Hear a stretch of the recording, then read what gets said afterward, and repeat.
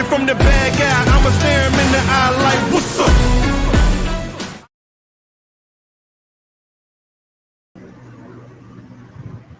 Hello, everyone, and welcome to day 19 of My Story, My Strength 365-day challenge. I'm so so surprised that I even made it this far. I'm so thrilled and happy. I'm all over the place, honestly, because I didn't think that this was going to even be my situation. I did not ever think that I was going to do this, let alone do this consistently for 19 days straight. So this is giving me the motivation I need to know that I can do it for another year. I got this, you guys. But like I'm going to say, I've been saying for the past 18 days, this is the 19th day. This isn't just content for my life. I mean, for me, it's my life. It's raw. It's unfiltered. And I started this challenge for me. I started this challenge to help me. And I wanted to reclaim my healing. I wanted to stand in my truth. I wanted to say what I needed to say so loud. I wanted to say loudly what so many were told to just shut up and keep quiet about. I want to be able to say, hey, no, I'm not going to keep quiet. You shut up. If you don't want what I say to be said, then you shouldn't have done the things that you've done. I'm not trying to be bitter or petty, but at the end of the day, this is my story. And whatever your role in my story is, that's what your role is in my story. You know, the person, anyone who's listening right now who needs to know, this is how my way of letting you know that healing isn't easy. It's not easy. It's not straight and narrow. It's damn sure not pretty, but it's possible. It exists on the other side of being silenced, of surviving the unthinkable, of breaking cycles that tried to break you. And if you're tuning in today, I ask you to come with compassion, not just for me, but for yourself, because this is not about perfection. It's about power. It's about power, okay? So what I'm going to do is I'm going to provide you guys a trigger warning. This episode contains details of stalking, child endangerment, emotional trauma, and threats of violence. If you're sensitive to these topics, please listen with care or take the space that you need to take. If you need to walk away, if you need to, whatever you need to do, because your mental health, it matters. It matters more than anything, okay? So again, today I want to talk about something that people don't really understand until they've lived through it. It's the pain of knowing that your child doesn't even just affect you. If you have children in the situation, it hurts your kids too. It does. And that then affects you even worse, because if I can go through it alone, you know, it hits harder. It hits harder than anything that's ever been done to me directly. It happened after I moved back to California the first time, because I moved back twice. And the first time it happened when the first time I moved back to California, maybe a couple of months before he tried to burn my house down. For anyone who hasn't seen, I think it was last week I talked about him trying to burn the house down with me and my children in it. So this was a couple of months before that happened. This was kind of the build up to that incident happening. He was still trying to pull me back in, pretending he wanted to fix our marriage, and because we were still technically legally married, and telling me that how he was going to change. But I already made up my mind. I was done. You know, we had, I believe 12 to 15 years of a relationship together. If you're not going to change in that amount of time, I'm not going to believe you. I don't believe you. But he wasn't done with me. He wasn't done with me, you know, and that's when the stalking got worse, because he's always stalked me. He's always shown up at my jobs. He's gotten me fired from jobs, but the stalking would get worse. You know, again, he would find me in traffic. He would chase my car down the street, and I always had to watch over my shoulder to make sure that he wasn't there. And because of this, I would drive my kids to and from school, because I didn't trust anyone to protect them. No one. You know, I've been shown already that obviously we weren't worth protecting. So I drove my kids to and from school, especially with him lurking around. You know, because he's been known, when my children were babies, he's kidnapped them before. He's been known to do that. So I want to make sure that I was there. And I wasn't working at the time. I was receiving unemployment, but I was receiving a large amount. So it was enough to keep a roof over our heads and, you know, provide our needs until I was able to find a stable job. But one day his calls just kept coming back to back to back to back to back. And that wasn't something out of the normal, but to that day, it was a lot more than what I was used to. But I ignored his calls. I ignored all his text messages. I didn't want to fight. I didn't owe him anything. And he continued to send messages demanding to know where I was, who I was with. And I'm just like, none of your business. Damn, I'm not with you. I had my younger cousin with me that day. Maybe he seen me driving with him in the car. I don't know. I didn't really care. Um, and I had my son with me who he had like a mini asthma attack. And so he was in the car with me. But my cousin, he saw my ex blowing up my phone and how he was acting, and that pissed him off. And I tried to downplay it, like, no, it's okay, cousin, it's okay. But it was clearly getting worse. So later that afternoon, I had to pick up my older son from school, and he went to middle school. So I picked him up first. And again, I had my younger son with me because he had a little mild asthma attack. So he was just riding around with me. Then we headed to pick up my daughter from school, which is where my younger son, he went to school. He usually would be in school with her, but he wasn't that day. But when I arrived to the school aide, the teachers that were standing outside where all the kids who were picked up were at, that she told me that my daughter had been picked up by her father. I lost my shit. I'm like, why the hell did you let him take her? I snapped at the worker. I told her he wasn't allowed to pick her up. She said, well, I didn't see a court order on file. So legally, they couldn't stop him from picking her up from school. So I panicked because, again, he's been known to kidnap my kids, and I'm crying. My hands are shaking on the wheel, and I'm calling him, and now he's not answering his phone. And I knew what this meant. He kidnapped my baby because he'd done it before. And I thought that he might hurt her because, honestly, my ex-husband is a pedophile. He likes messing with young girls. And because I was a victim of his pedophilia. So I always wanted to make sure, if anybody, I kept her away from him because I didn't know what he would do to her. So I drove out of the lot, and I'm driving up the street towards my house, but I see them at the end of the block, maybe about a 2 or 3 minute walk, not even that far away from the house. I pulled up, and I'm screaming at him, give me my daughter back. He's like, no, I want to talk to you. I'm going to go to your house, and I want to talk to you. He said, I just picked her up, and we were going to walk to your house and wait for you to get back there so that you would let me in. And I'm like, no, you're not going to keep using my damn kids to get to me. I don't want to have anything to talk to you about. Just give me my daughter. No. So he told me, no, I'm not giving her to you until you agree to talk to me. Continuously using my child as bait again, So my cousin's pissed by now. He's pissed. He's now yelling at this car out of the car for him to give my daughter back. My son's in the back screaming like, Dad, just give her back. They had their windows rolled a little bit down. So my cousin, he just jumps out of the car. I had one of those older, like a 97 Suburban, and he climbs out of the window and he pulls my daughter in to the truck. But then as he does that, my ex jumps into the truck right after her. And this is in broad daylight. Kids are walking home from school. Parents are walking with their kids home from school. People start to call the police. So I turn off my car. I get out the car. I told my kids, get out the car. But at this point, I'm ready to fight. I'm like, to hell with this. You're gonna quit fucking with me. He came at me trying to, argue with me and tell me, if I would just talk to him or take him back, we wouldn't be going through this. But I was done with words. I told my cousin, I'm like, you take my kids to the store. I gave my son my debit card. I said, take my kids to the store. He's like, no. He's trying to fight my ex at this time. And I'm like, no, I don't want you going to jail, because my cousin had just gotten out of jail. That's what I was doing. I was hanging out with him. He asked me to pick him up, and we were just hanging out. I hadn't seen my cousin in years. But that wasn't any of his business. So I tried to keep it together. I tried not to lose it in front of my babies, because by now they had already seen me freaking out. And my cousin finally he said, okay. He took my kids to walk them around the corner to the store. And a friend of mine pulled him to the side, my ex. And he's like, what the hell is wrong with you, dude? Why are you doing this? This isn't the way to fix anything, And I'm still yelling. I'm like, you need to leave me alone. I'm trying to get back in my car. But every time I try to get in my car, he tries to jump in my car. The windows were rolled down, so he kept trying to get in the car. And my friend was like, Pete, you need to calm down. You need to calm down. You need to go home. Go get your kids, go home.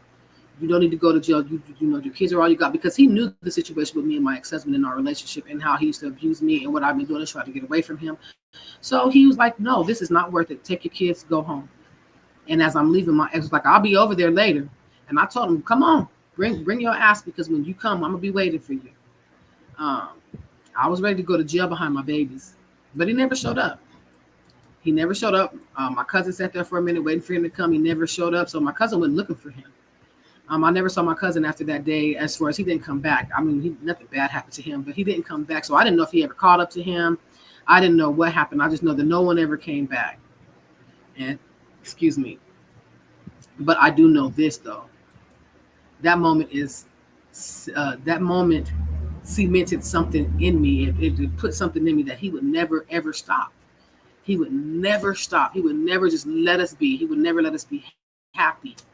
And because of that, I don't feel safe going home. I tried to move back to California one time after that, and it was the same type of situation.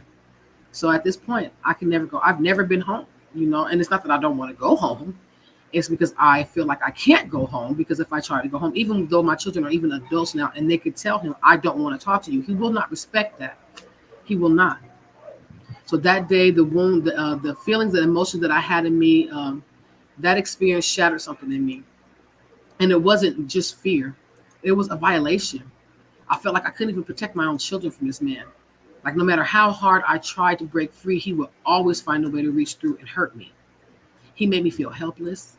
And worse, he made me feel useless. Like my voice, no, saying the words no, like my choices, it doesn't matter. He was going to do what he wanted.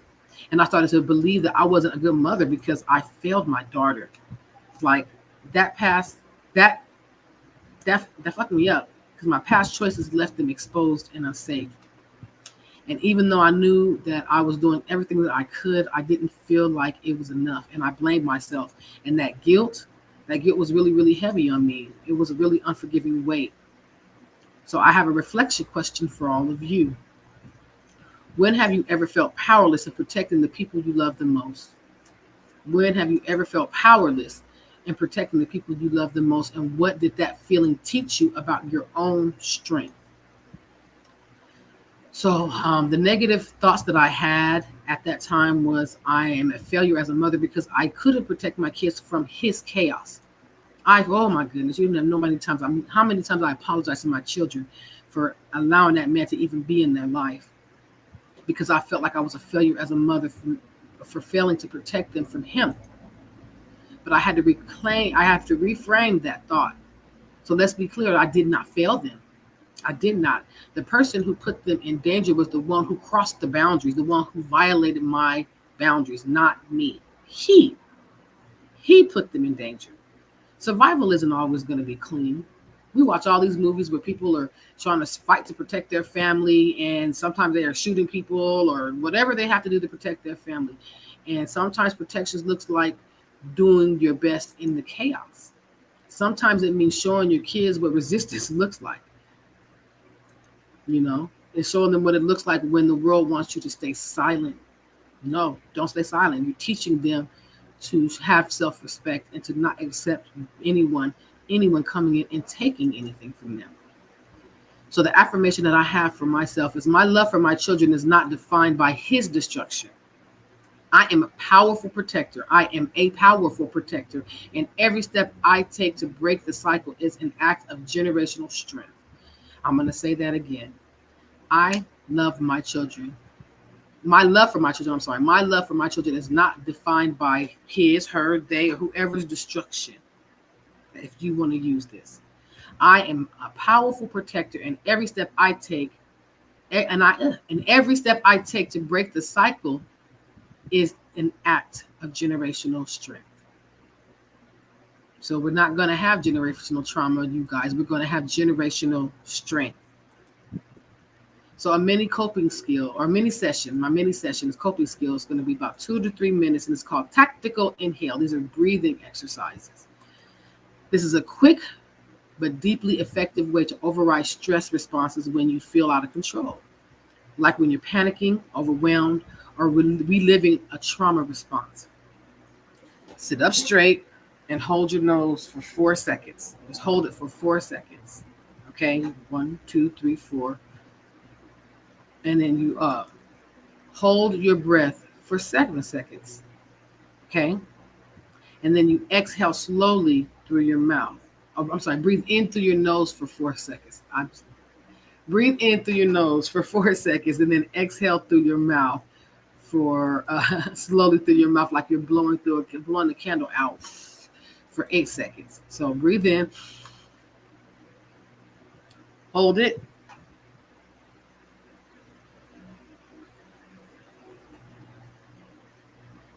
and blow.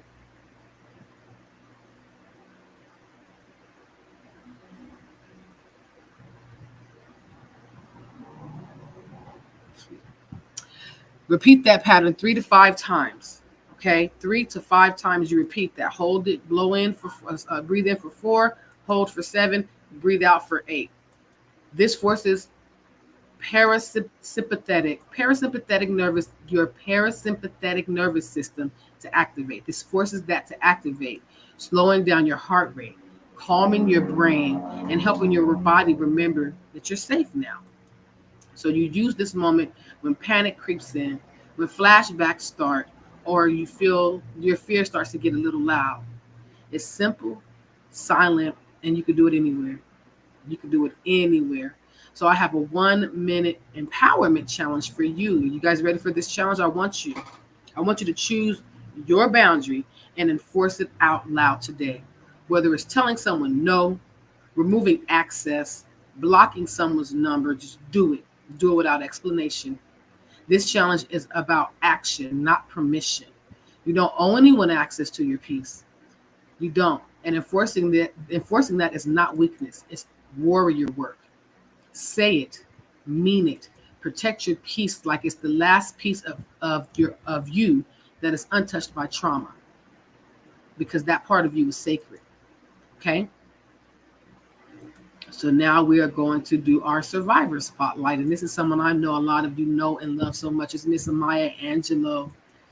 A lot of people love her as a writer, as a performer, as an actress. She is beautiful. Miss Maya Angelou is not just a writer or a performer. She was a truth teller forged in fire.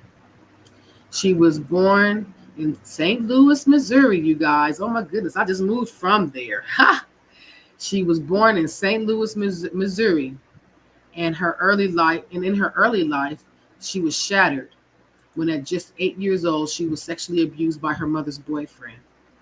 After disclosing what happened, he was put in jail briefly and then killed shortly after his release. The trauma and aftermath shook her into silence, and for 5 years she did not speak not one word, believing that her voice caused his death. But even in silence, Maya was listening, absorbing, and creating. She was studying pain, survival, and the power of words. That silence would eventually birth one of the most commanding voices in literary history. Not literal. Say things wrong, you guys, excuse me. But that her voice is one of the most commanding voices in literary history. In her young adulthood, Maya found herself in a series of relationships marked by vitality, control, and emotional harm. She endured domestic violence, a form of trauma rarely acknowledged for Black women in her generation.